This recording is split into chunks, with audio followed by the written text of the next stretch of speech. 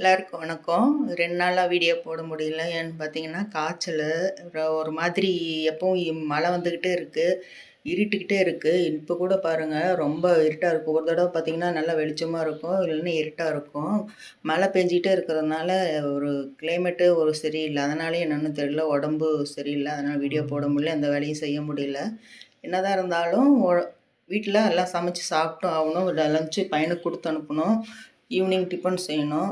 ஏதோ முடிஞ்ச வரைக்கும் எதா செய்யலாம் அப்படின்ட்டு பாவக்காய் குழம்பு தான் இன்றைக்கி ரெடி பண்ணிகிட்ருக்கேன். இந்த மழை பெஞ்சிட்டே இருக்கிறதுனால இருட்டில் இது கை வைக்க முடியல இந்த தண்ணியிலலாம். அவ்வளோ ஜில்லுன்னு வந்துச்சு. நைட் ஆனால் வந்து மழை வந்துடுது சாயங்காலம் ஆனால். இப்போ பாவக்காய் குழம்பும் சாப்பாடு தான் செஞ்சுக்கிட்ருக்கேன் மதியத்துக்கு. ஏதாவது உடம்புக்கு ஒன்றும் பிரச்சனைன்னா யாராவது ஏதாவது செஞ்சு கொடுத்தா, ஒரு டீ வச்சு கொடுத்தா கூட நல்லாயிருக்கும்.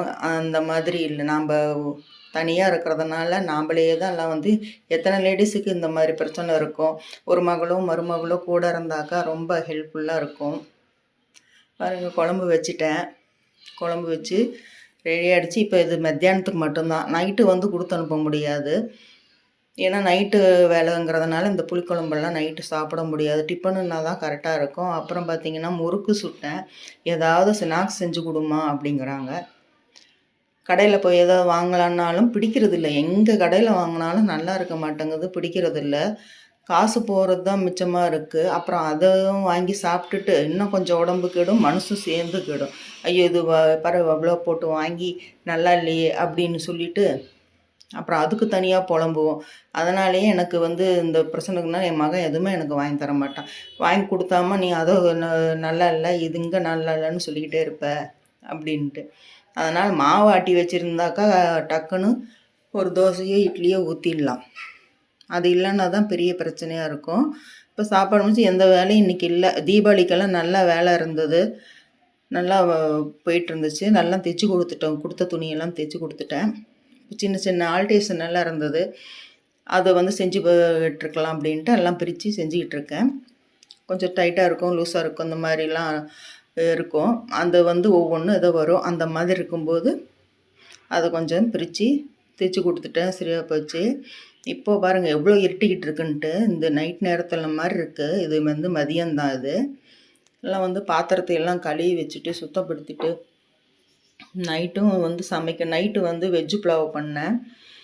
ஏன்னா வந்து இந்த குழம்பே கொடுத்து அனுப்ப முடியாது அப்படின்ட்டு கோதுமை மாவு இருந்தது. அது சப்பாத்தி சொல்லலான்னா அது எனக்கு வேலை வாங்கும் அப்படின்ட்டு அதை செய்யாமல் வெஜ்ஜு புலாவ் செஞ்சு கொடுத்துட்டேன். அது நல்லா இருந்துச்சு. ஆனால் அது கூட வீடியோ எடுக்க முடியல என்னால். எப்பப்பா வந்து செஞ்சு முடிச்சுட்டு கொஞ்சம் ரெஸ்ட் எடுக்கலாம் அப்படிங்கிற மாதிரி இருந்தது. ரொம்ப டயர்டாக இருந்துச்சு.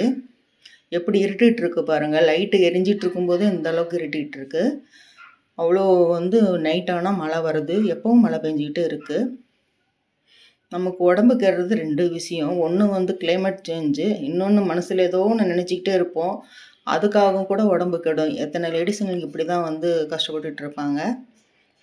ஏதோ ஒன்று மனசில் ஓடிக்கிட்டே இருக்கும். அதை நினச்சிக்கிட்டே நம்ம வேலையும் செய்வோம். ஓவர் டென்ஷன் ஆனால் அதே கூட நமக்கு மன உளைச்சலுக்கு ஆளாகி உடம்பு கெடும்.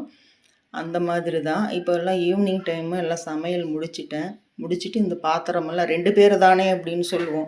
அந்த 2 பேர்த்துக்கு 2 தடவை 3 தடவை சமைக்கும்போது அவ்வளோ பாத்திரம் இருக்கும். அப்பப்போ கழுவி வச்சுட்டா பரவாயில்ல, சேர்த்து வச்சுக்கிட்டா ரொம்ப கஷ்டமாயிடும்.